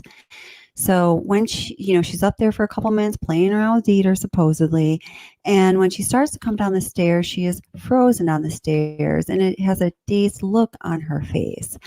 When he asks her what's wrong, she goes on to tell him, I just saw a picture of your wife and girls, and what the heck? What's going on? She's so beautiful, and why are you doing this? Why would you give up all of this for me? And so Christopher Watson says that he, was able to talk her down off the ledge. He pulled her over to the couch and held her and consoled her and told her, that she is the only one. And it was at that point Nicole Kessinger, probably in retribution, told him about the dates that she had made with the eHarmony folks. So later on, they each go on to talk about how their sex life was never the same after that. And that when Nicole Kessinger pressed him as to what was wrong, he said that he couldn't get over the fact that she had planned on going on some other dates. Okay. So it was also, according to his account in Cheryl and Cato's book, and Nicole Kessinger's account in piecemeal sound bites throughout her interviews with law enforcement regarding this day, July 14th. I will never know why they didn't press her more to get her freaking story straight. That Nicole Kessinger tells him that she wants to give him his first son. Yep. True story. Okay. So this really is a whole lot to put together here. So let's now compare this to what is said in Discovery. We see that on July 14th, it says Kessinger and Watts visited a Mustang museum in Boulder together. Check, the Shelby Museum, right? It says that around 10 o'clock, Kessinger called Watts and they held nearly a 5-minute conversation. Apparently, they're making their plans to meet up, right? Then it says at 10:19, Watts logged onto Facebook. Now, this is interesting. This day and a couple days before, and I think a day after or two, Watts logged onto Facebook, which is out of character for him. And shortly thereafter, he deleted his Facebook account. But that's for another video. Take note. The Discovery then goes on to say at 10:56 to 11:38 hours, Watts took photographs of assorted vehicles, and the metadata proves that he was actually, yes, at the Shelby American Collection Mustang Museum. At 12:46 to 13:08, Shanann, oh gosh, poor Shanann, made 4 unanswered calls to Watts. So this is in line with his account when he was talking to CBI, saying that she had called several times that day and he had not answered. Okay. At 13:17 minutes. So that's at 1:17. Watts answers Shanann's 5th call and they held just a 5.5 minute conversation. So he could check in with his wife and his daughters who are across the country. So at 13:25 or 1:25 p.m., Watts searched the internet for 24 Karat Bistro and the restaurant's menu. So remember, macros. NK was very picky about what she ate. The data analyst that was working with law enforcement notes, I confirm this restaurant is located at 587 Briggs Street in Erie, 10 miles south of the Shelby Museum. So this all sounds aligned. At 14:36 and 2:15:27 hours, so this is 2:36 to 3:27, Shanann continued to make unanswered calls to Watts. I just feel so freaking bad for this woman who is 15 weeks pregnant with this man's baby. At 15:37 or at 3:37 p.m., Kessinger calls Watts, and of course he answers, and they hold a nearly 5-minute conversation. At 16:02 hours, 4:02 p.m., Kessinger called Watts, and they held a nearly 43-minute conversation. So I'm just going to go to, the time that we use here, not military time. At 4:26 p.m. to 5:27 p.m., during that call and just after, Shanann made 4 more unanswered calls to Watts. So while he's on the phone with Kessinger and after, again, for the 3rd time, Shanann is ringing up her husband, wants to tell him how the kids are doing, how the baby that's growing inside her belly is doing, and he just, can't be bothered. Here we have at 5:23 p.m., Watts finally calls Shanann back, and they held a 10-minute conversation. Ostensibly, this is after NK had left his house. At 6:14 p.m., Watts spends nearly 2 hours online researching Dave Bunk Minerals. Dave Bunk Minerals, and the data analyst notes, it's a mineral dealer located near Arvada, and he's looking for dioptase, which is a translucent emerald colored mineral. Now remember, NK was very much into minerals, quartz, crystals, and all of these other more natural geo-type things. Okay.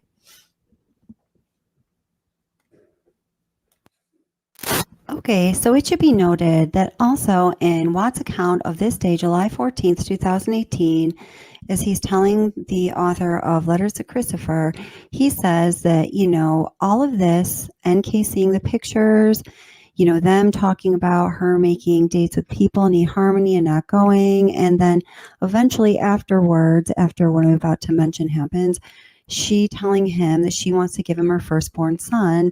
Nicole Kessinger got really pissed off and she stormed out of the house and she went and sat in her car and she sat there and they were texting back and forth and or talking back and forth while he was in the house, and then eventually she came back in. Now, this just really reminds me of, I said this on one of my live streams, that I can remember doing something like this with my very first boyfriend when I was like 15 years old, and I would behave this way. If something was going the way I didn't want, I would, kind of storm out, try to be dramatic, make a point, and then, I'd return and want to be loved. Well, that was me doing that with my 15-year-old undeveloped brain and, learning how to be mature and act in relationships.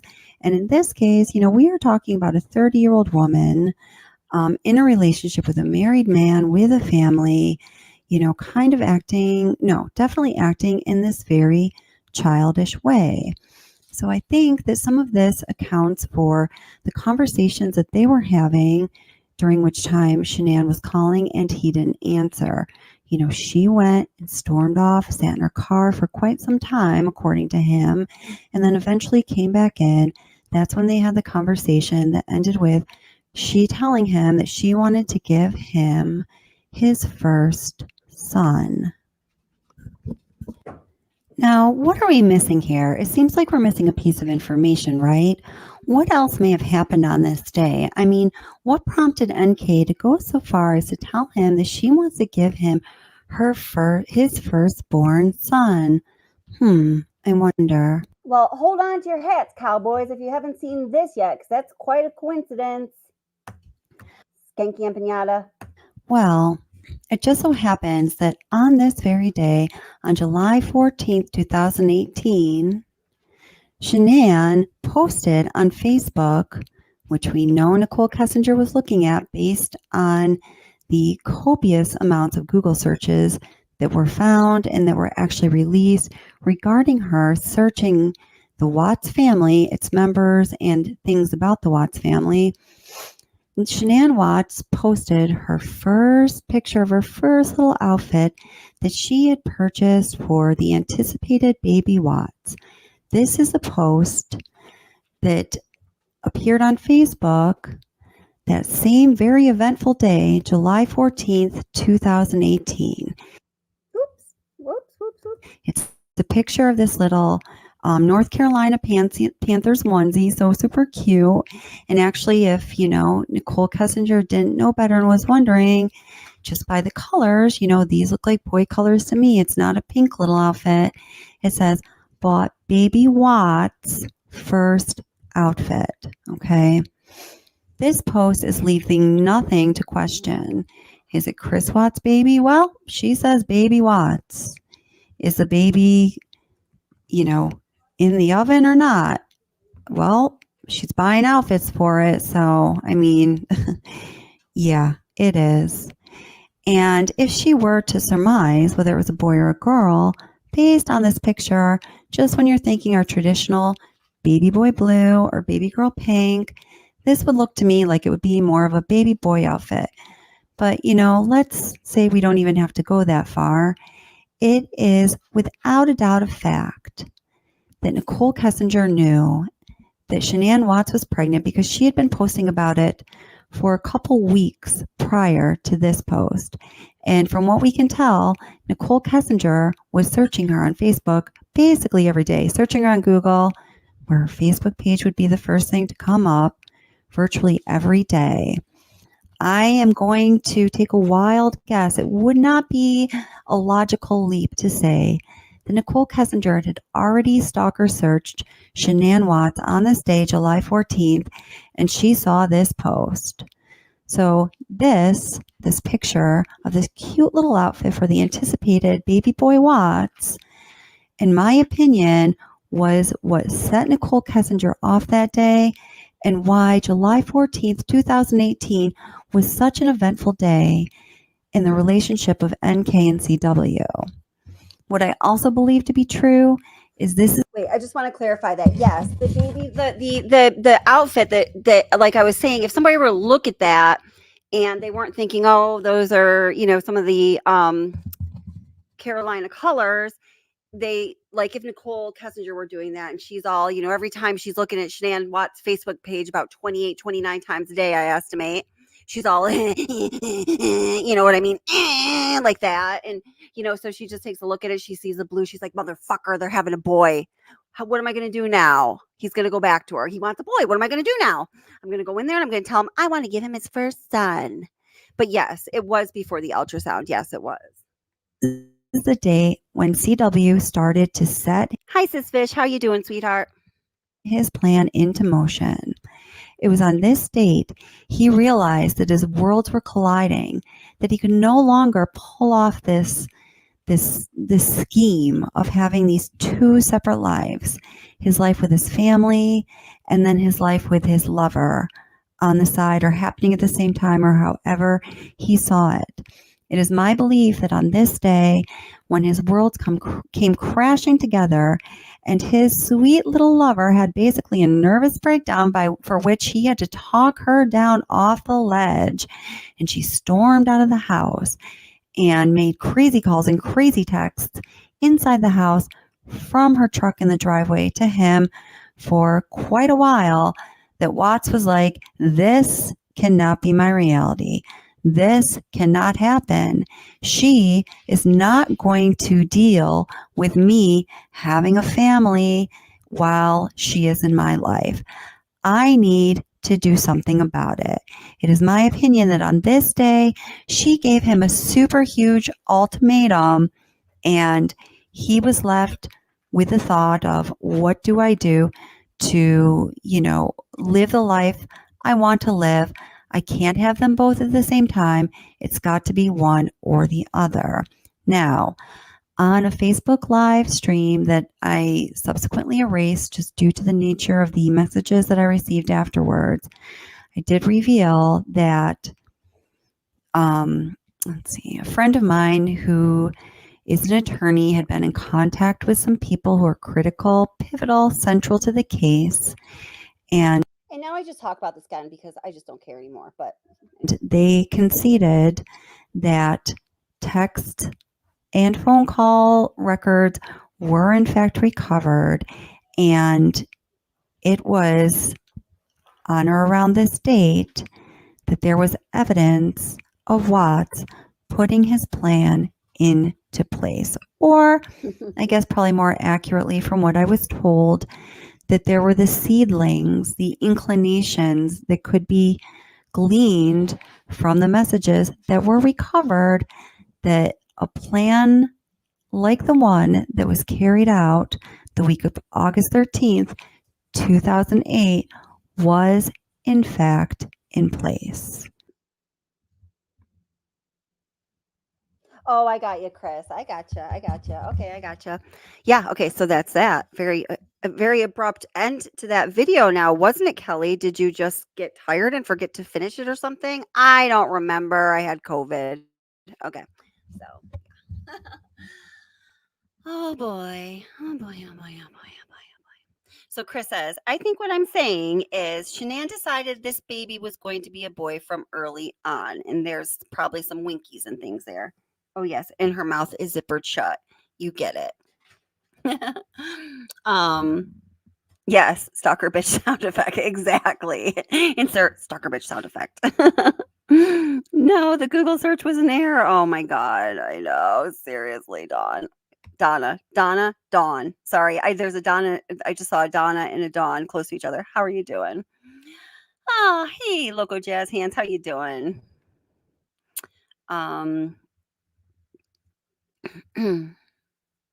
Chris says to Angel, she was 100% on Shanann's downline. All she needed was an alt email address. Oh boy.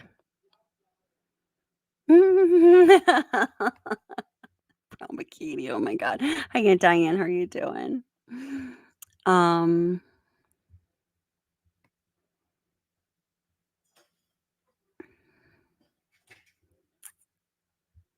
Let's see. Yeah, checking the fetus DNA. I just feel that that's something for the families to know. I mean, I don't know.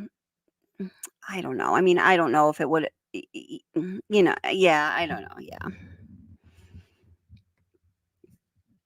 Yeah, we don't want to bash. We don't want to be bashing. Hey, Alex Booyah, how you doing, my friend? Nice to see you. Whoops. What the heck? You almost just made everything blow up, Alex Booyah. What a little Slytherin. So funny. You guys are so funny. Oh my God. Has she been arrested? Not for this, but she has been arrested in the past. Yes, twice. The MLMs are awful. They're just awful. You guys are so funny.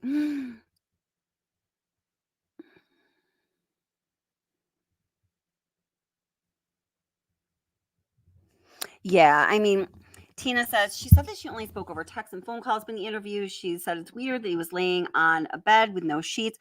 Wouldn't that be Skype or something? I am 1,000,000,000,000% certain that they were communicating through third-party messaging apps. And you really have to watch the last video. I think it was the last one that Deception Detective put out. We did a reaction video here together during a live. 'Cause I just can't imagine doing a reaction video, just me watching a video. You know how people like do that? Like, that's just so not me. But he makes some really good points. Like, he makes the points based on what he knows from being attorney trained in deception deception detection is what he always says. Statement analysis and deception. Statement analysis and deception detection. He makes some really good points that, as we've been talking about this over the years, we kind of were implying, but we just couldn't quite say it like him because we don't have the, practice and deception detection that he does.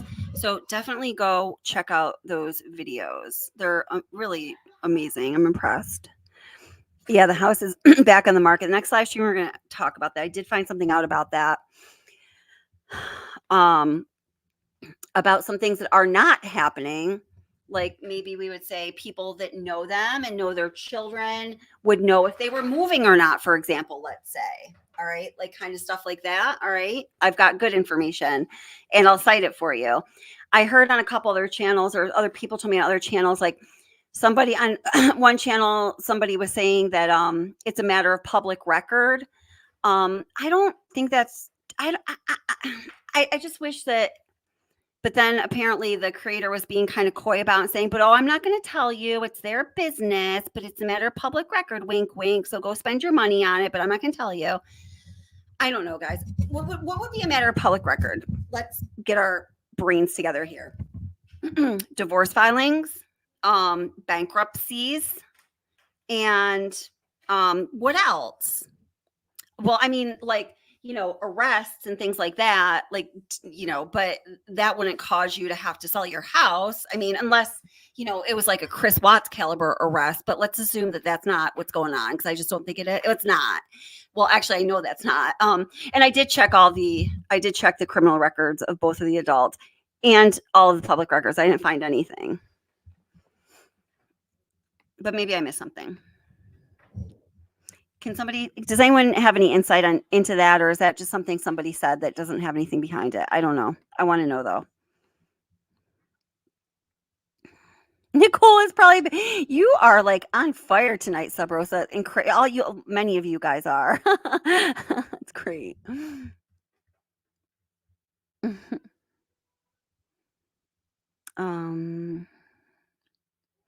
Kimberly says NK has more blood on her hands than Chris has always felt that. I definitely think she has blood on her hands. I don't know where the distribution of fault falls.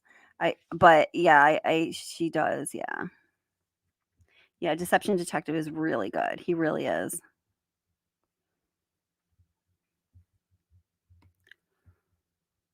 Foreclosures. Yeah. Pre-foreclosures. Yeah. Yeah. I don't, based on what I found, what I learned from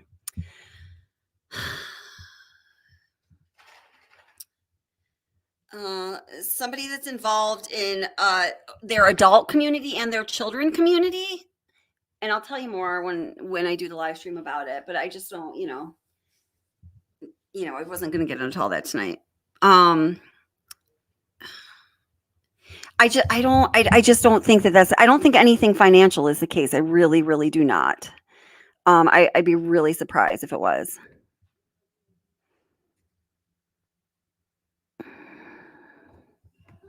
That would be weird of them to do, wouldn't it? Wow. I'd like to find that.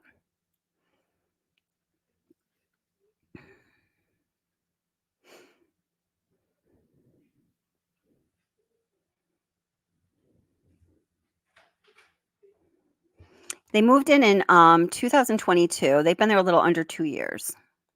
They've been there under 2 years. Giovanni. Oh god. I know. That is twisted. Local Jazz Hand says, and I mean, I see, and then I could certainly make an argument against this too, but I can certainly make a strong argument with you there. Local Jazz Hand says Chris took the blame, and NK hasn't accepted hers. He seems to have more integrity in that regard, I would add there, than her, which is crazy. Yeah, I mean, that's a really interesting point. Leave truth alone, says Tristic Attorney Rourke via Sub Rosa. Oh god.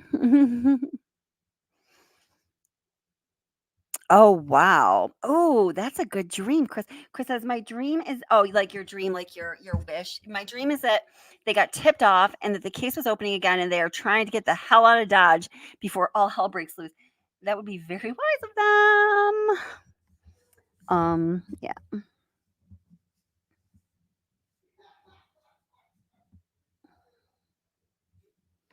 Yeah.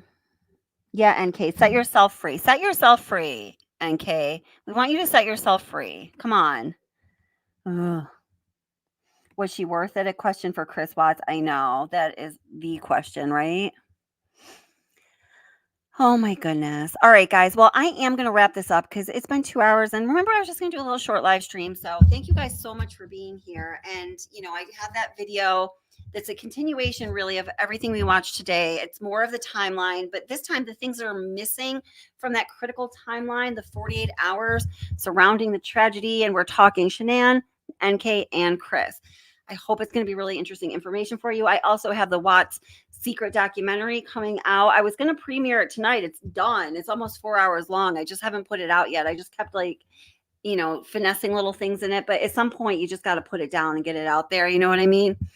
So I will be getting that out sometime soon as well. And the live stream about the spooky haunted housey stuff. I'm not going to do it tomorrow. I just really need I need a day. I need a vacation. I need a private island. Why did Johnny Depp sell it to the woman who wrote Harry Potter? And why can't I think of her name right now? Blah, blah, blah, blah, blah. No, it's right on the tip of my tongue. Initials. No, I don't care. All right. So, yeah. Have a good night, Bubba's on. Well, this was cathartic. It was, Chris. It was. Yeah, I love it when you're in chat. You were cracking me up today. You speak in my language too. I like it. Oh. Leave truth alone. I love it. J.K. Rowling. Thank you. Thank you. All right. You should sell Thrive, and then you could go on all paid getaway, Kelly. You are quick tonight, girl. You are quick. I think I might do that. I think I'm going to end this and I'm going to go. I'm just kidding. I've had my share of that crap. No, thank you. Oh my goodness. Hey, goody girl. Check out the replay. Let us know what you think. All right, guys, I'm going to go peace out, hang out with my kid for a little while. So I hope to see you again soon. Be looking for all those things coming, and I hope you can make it back when they do. Love you guys. Oh, what? Guys, safety first, safety first. All right, put all your knives away, lock your windows and your doors, and life is damn hard. Every day, at least a little bit, some days more than others. So please, please, please be nice to each other and mostly be good to yourself because you deserve it. And guess what? I do too. So I'm going to take a day off tomorrow. But seriously, be good to yourself. You do deserve it. And we love you. Talk to y'all soon.